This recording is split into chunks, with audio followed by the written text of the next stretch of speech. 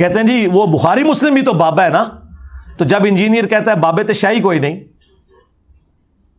تو اصل میں بات سٹارٹ اسی سے ہوئی تھی کہ بابے شاہی کوئی نہیں.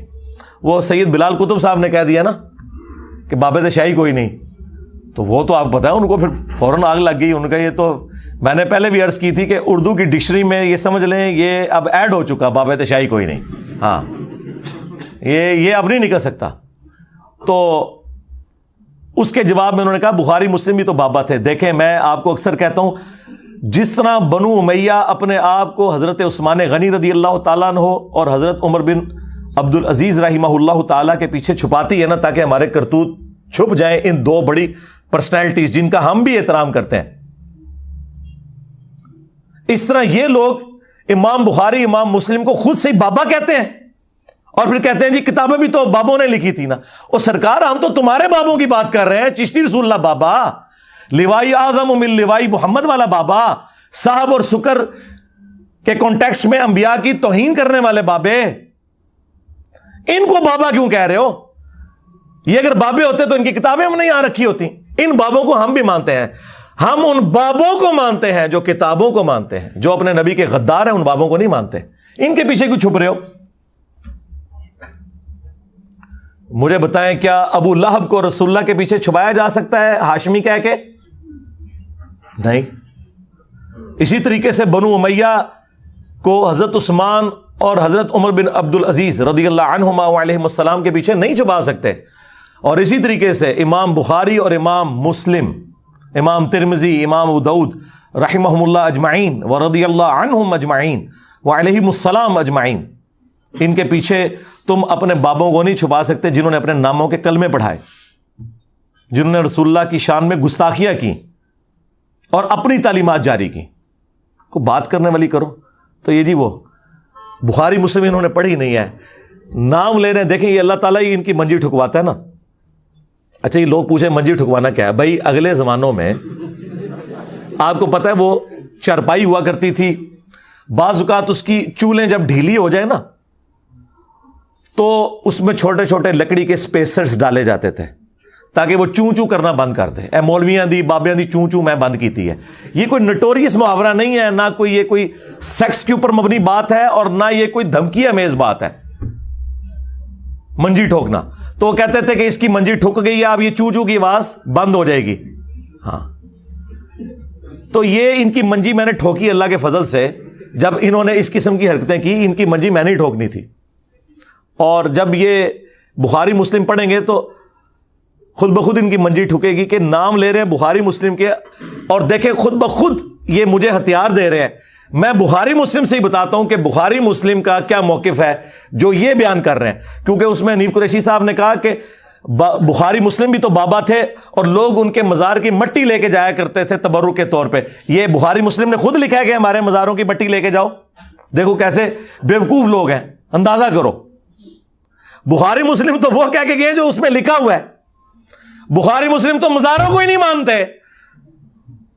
مسلم شریف میں حدیث ہے، نبی علیہ السلام نے فرمایا میں تمہیں منع کرتا ہوں قبروں کو پکا کرنے سے، قبروں پر بیٹھنے سے، خواہ مجاور بن کے بیٹھنا ہو یا ڈائریکٹ بیٹھنا ہو، اور قبروں پر عمارت بنانے سے.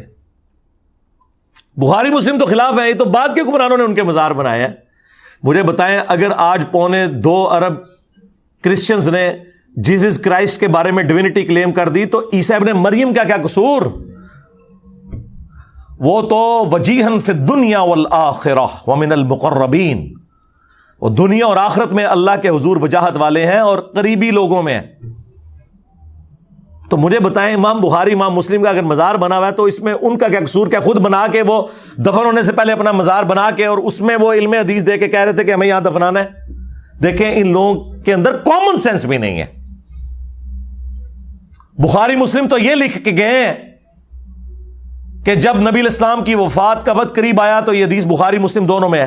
اما عائشہ کہتی ہیں نبی علیہ السلام اپنی تکلیف کی وجہ سے اپنے چہرہ مبارک سے بار بار چادر ہٹاتے تھے اور کہتے تھے لعن اللہ الیہود والنصارى اتخذوا قبور انبیاء مساجدہ، اللہ کی لعنت ہو یہود و نصارہ پر جنہوں نے اپنے نبیوں کی قبروں کو سجدہ گاہ بنا لیا تھا. اور اما عائشہ ساتھ کہتی ہیں کہ اگر ہمیں یہ ڈر نہ ہوتا کہ لوگ رسول اللہ کی قبر پہ سجدے شروع کر دیں گے تو ہم نبی الاسلام کی قبر مبارک کو زیارت کے لیے اوپن چھوڑ دیتے ہیں. ہمیں خطرہ تھا کہ نبی الاسلام ہمیں ڈرا رہے ہیں. اچھا اماں عائشہ کو خطرہ تھا اور یہ کہتے ہیں جی شرک ختم ہو چکے ہیں.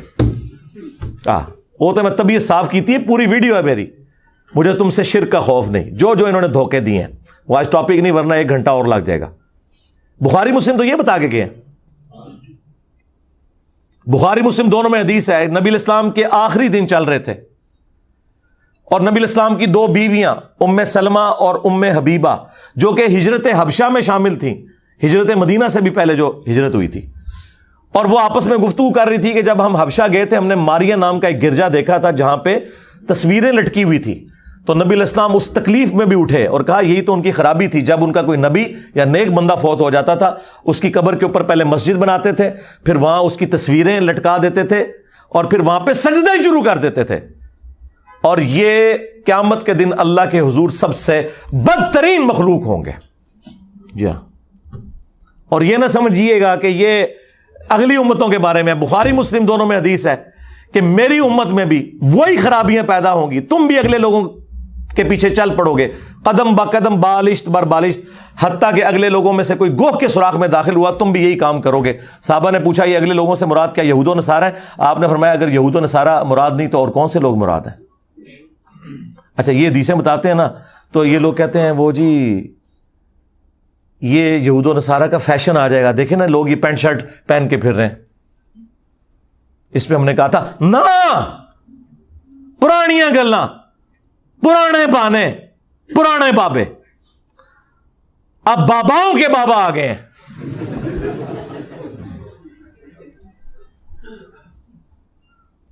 جامعہ ترمذی میں موجود ہے کہ یہ کس موقع پہ نبی الاسلام نے فرمایا تھا,